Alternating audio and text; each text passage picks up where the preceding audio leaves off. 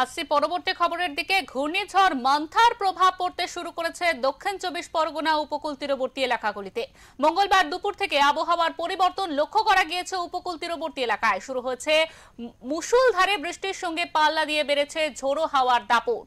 আবহাওয়া পরিবর্তনের পাশাপাশি উত্তাল হয়েছে বঙ্গোপসাগর।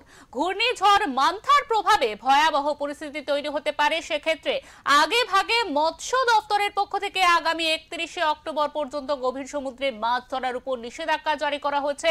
মৎস্য দপ্তর থেকে দক্ষিণ 24 পরগনার উপকূল তীরবর্তী এলাকায় ঝড়ের আগে ব্লক প্রশাসনের পক্ষ থেকে মাইকিং এর মাধ্যমে সতর্কীকরণ করা হচ্ছে। মৎস্য দপ্তরের নিষেধাজ্ঞা পাওয়ার পর গভীর সমুদ্র থেকে বহু মৎস্যজীবী ট্রলার বন্দরে ফিরে আসছে।